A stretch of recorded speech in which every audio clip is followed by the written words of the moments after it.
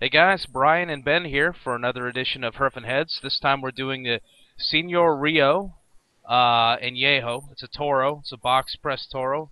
It's put out by, let's do this thing. It's put out by the people who do the tequila by the same name, the Señor Rio Tequila. And I think they've got a Blanco, Añejo, and a Reposado. I think those are the ones that they put out. So they've got those. It's a tequila brand that's been on the market. They've gotten some awards. They've been pretty active on the market for the past 5 or so years, and they decided to. Did you hear a scream? Scream? I No. heard something weird. It sounded like somebody was yelling. I think I You, picked up you, somebody else's feed. you do Um, live in Atlanta. yeah, I don't know. Hopefully they're not shooting at me. Um, yeah. So as I was saying, been doing the tequila thing for 5 years. The guy's father was a big cigar guy, so he thought, well, what the heck? I'm going to get into cigars. I'm going to make cigars that would pair well with the tequila that I produce. He came up with this.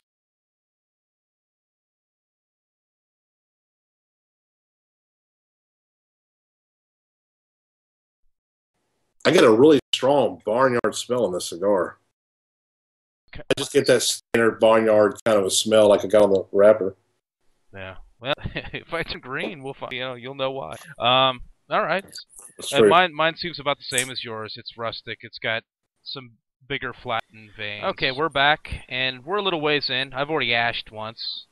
Ben's a little ahead of me. How's it smoking for you, Ben? It's not bad. You see the ash is I don't know. I got about halfway into it, and it fell off pretty easy. Um, Burn the it shit just, out of you, too. yeah, it fell right on my arm and burnt the shit out of me. But that's okay. That's the hazards of the duty. But like I can actually see through my ash. I know the camera can't pick that up, but it's like pancakes layers almost going down. I can actually see through it, see through my ash. I've actually never seen that before. It's kind of unique. But flavor wise, what I get is I get a strong cocoa note on here, like a dark chocolate or like a bitter baking chocolate or something like that. I get a little bit of leather, and I get like a amaretto note, which I know you thought was kind of weird, but it's kind of like an almond, kind of an almondy, but yet kind of sweet. It's kind of hard to explain. The closest thing I could rationalize it to is amaretto. But what are you getting out of it?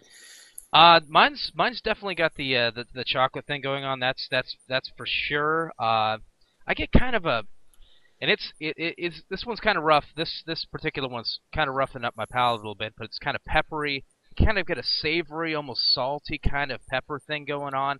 I'm starting to get some of the leather you were talking about. If I really look for it, I almost can kind of see where you're going with the amaretto, but it's not something I would ordinarily pick up. Um, it's I mean, smoking this and sipping on the tequila like we have, I can kind of see what's going on there, and I can see that they're complementary. This is a little rough, this particular one. I think the other ones I had were better, but so far. All right, and we're back, and nearing the end of it. Mine is actually burning the. Has a nicer burn to it, a less flaky ash, a more consistent burn line, and I've noticed around the halfway point, I had mentioned there was some harshness to this early on.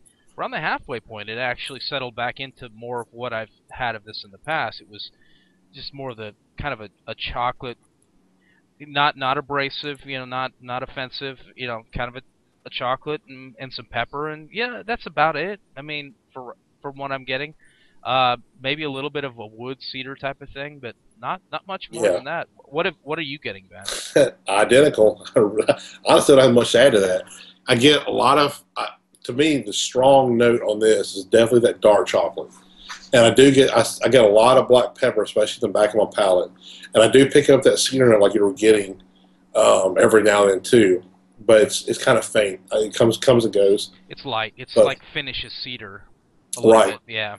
And what I like, what's really eye opening is this tequila really adds something to the cigar. Like I didn't think it would be that big of a deal, but it is. It actually when I drink the tequila and then I smoke the cigar, I get a lot more sweetness on the cigar that I wasn't getting before.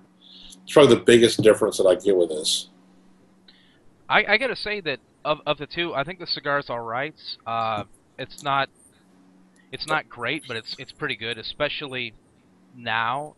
Early Yeah. on, it was kind of rough. It was a little punishing, but now it's nice. I love the tequila. I think the tequila's great.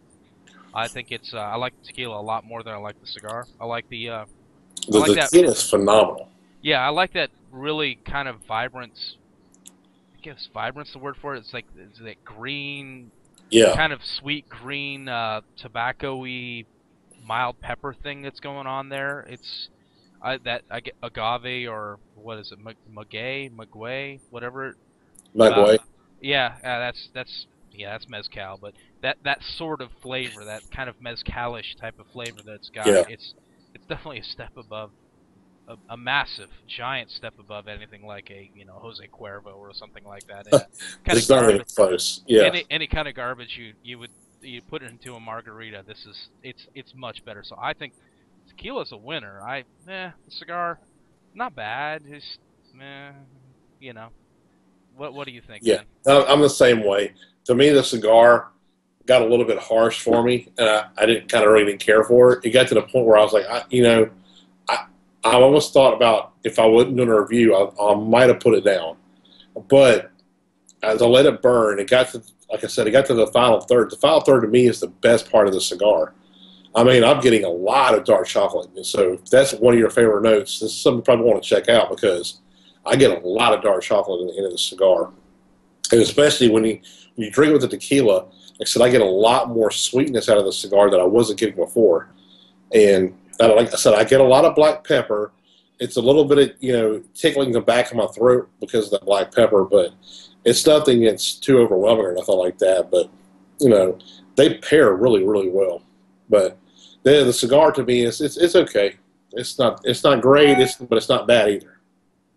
It's a pretty good choice if you're drinking tequila. Honestly, it seems like the cigar by itself without tequila,